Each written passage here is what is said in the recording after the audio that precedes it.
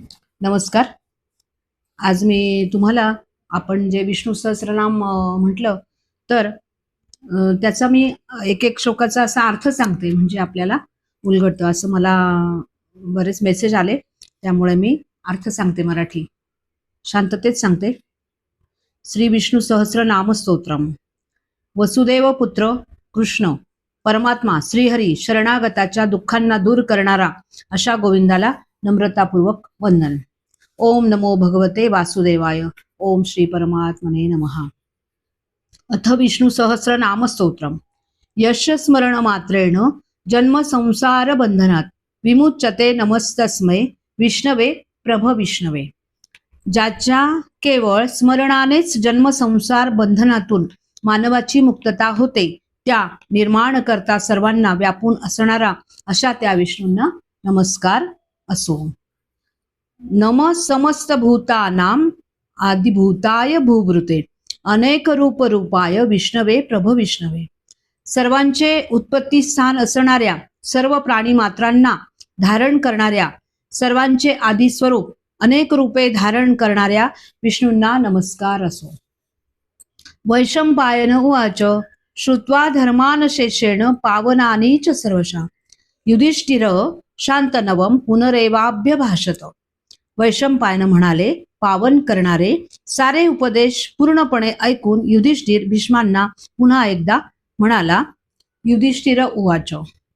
किमेकं दैवतं लोके किं वाप्येकं परायणं सुवन्तः कम कमर्चंत प्राप्नुयुर मानवा शुभम. युधिष्ठिर म्हणाला, या जगात एकमेव देवता कोणती आहे? कुणा एकाला समर्पित व्हावे? कुणाची स्तुती केली असता आणि कुणाची पूजा केली असता मानवांचे कल्याण होईल? को धर्म सर्व धर्माणां भवतः परमो मतः किम जपन मुच्यते जंतुर जन्म संसार बंधनात. आपल्या मतानुसार सर्व धर्मांमध्ये श्रेष्ठ धर्म कोणता आहे? कुणाचा जप केला असता जन्मसंसार बंधनातून प्राणी मात्र मुक्त होईल? असे युधिष्ठिराने विचारले. भीष्म उवाच. 6व्या प्रश्नाचे उत्तर. जगत प्रभुम देव देव मनंतम पुरुषोत्तमम सुवन्नाम सहस्रेण पुरुष सततो स्थितः. भीष्म म्हणाले, जगाचा अधिपती देवांचाही देव अशा पुरुषोत्तमाची विष्णूची सहस्रनामाद्वारा स्तुती करणाऱ्या सातत्याने उत्कर्षच होतो. तमेव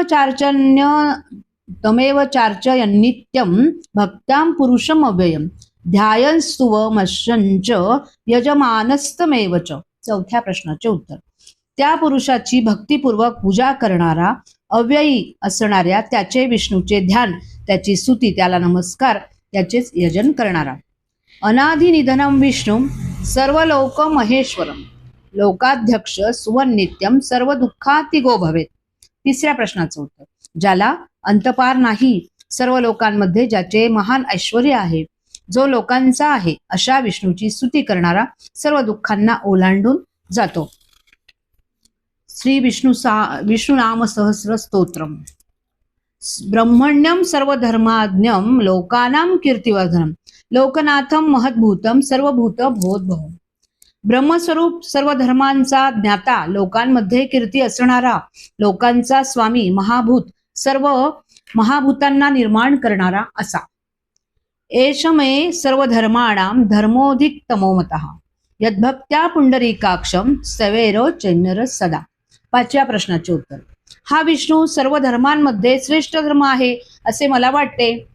मानवाने कमलनयन असणाऱ्या विष्णूंची भक्तीने स्तुतीने नेहमीच आराधना करावी. परम यो महत्तेज परमम यो महत्तपः परमम यो महद्ब्रह्म परमम यो परायणम.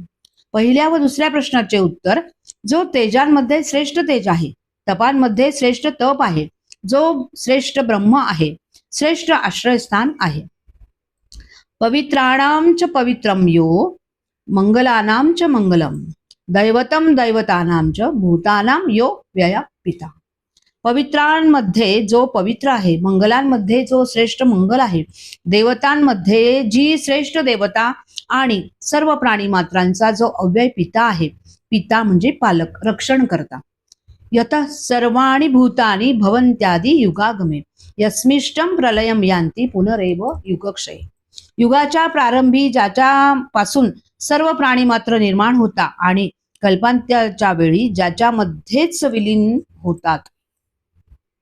तस्य लोकप्रधानस्य जगन्नाथस्य भूपते विष्णोर नाम सहस्रम मे शृणु पाप भयापहम. अशा या लोकांमध्ये प्रधान असणाऱ्या जगाचा नाथ असणाऱ्या त्या विष्णूंचे पापाच्या भीतीने नष्ट करणारे सहस्रनाम हे राजा युधिष्ठिरा तू ऐक. यानी नामानी गौणानी विख्यातानी महात्मना ऋषीभी परिगीतानी तानी वक्षामी भूतये.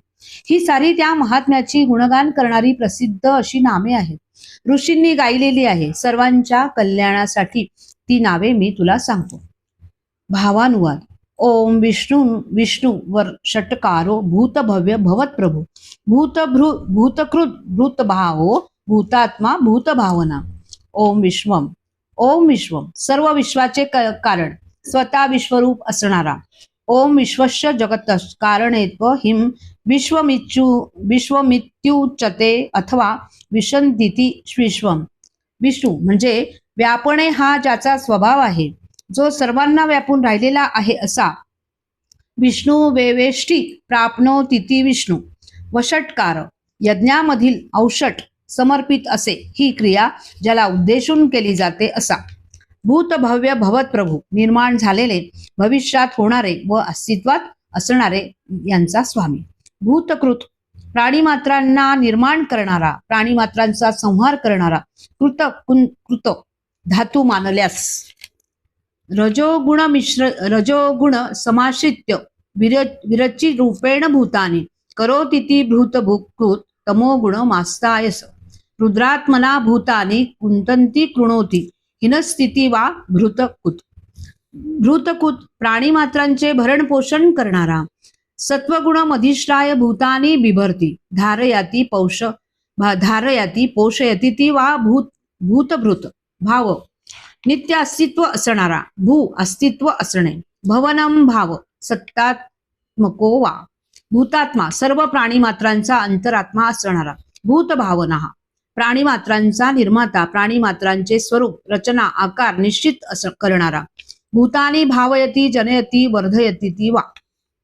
भूतभावना.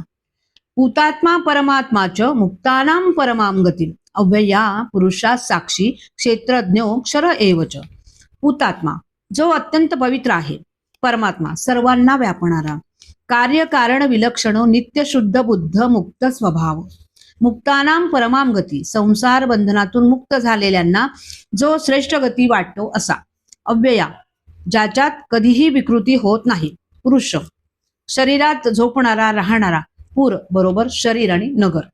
पुर शरीरम तस्मिन शेते इति पुरुषा. साक्षी तटस्थतेने साक्षी भावाने जो सारे पाहतो असा.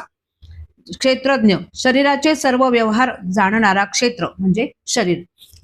क्षेत्रम शरीरम जानातीति क्षेत्रज्ञ. अक्षर जो क्षीण होत नाही असा. आता हे आपण आतापर्यंत हे श्लोक बघितले. पुढचे 16 पासून जे आहे ते श्लोक आपण पुढच्या भागात बघूया. एकदम लक्षात आलं पाहिजे म्हणून मी आता हे. जय जय रघुवीर समर्थ.